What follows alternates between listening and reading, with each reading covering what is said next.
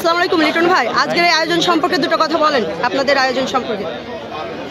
আসলে সাঁতার একটি জীবন রক্ষাকারী দক্ষতা, এই স্লোগানকে সামনে রেখে সেফ সুইমিং ঝিনাইদহ দীর্ঘদিন যাবৎ সাঁতার শেখার গুরুত্ব অনুধাবন করার জন্য জনসচেতনতা সৃষ্টিতে নানান রকম কর্মকাণ্ড পরিচালনা করে আসছে। তারই ধারাবাহিকতায় কিন্তু আজকের এই দূরপাল্লা সাঁতার প্রতিযোগিতা। আপনারা জানেন যে ক্যাসেল ব্রিজ সংলগ্ন নবগঙ্গা তীর থেকে নতুন ধোবাঘাটা ব্রিজ পর্যন্ত সাঁতার প্রতিযোগিতা অনুষ্ঠিত হলো।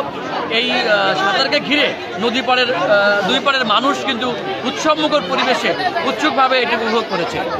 এই দূরপাল্লা সাঁতার প্রতিযোগিতার আরেকটি উদ্দেশ্য হলো যে নদীকে দখলমুক্ত করা, নবগঙ্গাকে দূষণমুক্ত করা এবং নবগঙ্গার যে পূর্বের রূপ সেটি ফিরিয়ে দেওয়া।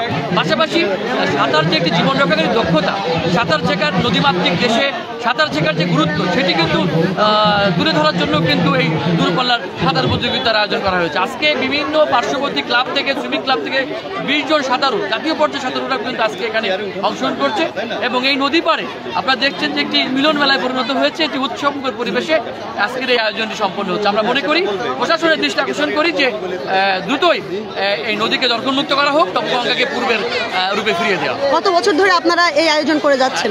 আসলে সেফ সুইমিং বিগত 8-10 বছর ধরে সাঁতার নিয়ে কাজ করছে সচেতনতা সৃষ্টির জন্য, কিন্তু বিগত 2-3 বছর যাবৎ কিন্তু আমরা করোনার পর থেকেই এই দূরপাল্লা সাঁতার প্রতিযোগিতার আয়োজন করা হয়ে থাকে। ধন্যবাদ, অসংখ্য ধন্যবাদ।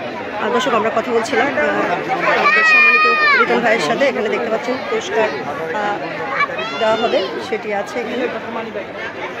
দূরপাল্লার সাঁতার প্রতিযোগিতা 2024 অনুষ্ঠিত হলো, সেটি আপনাদের আমি তুলে ধরার চেষ্টা করলাম। আর কি শুরু করবে নাকি? সুইমিং ফেডারেশনের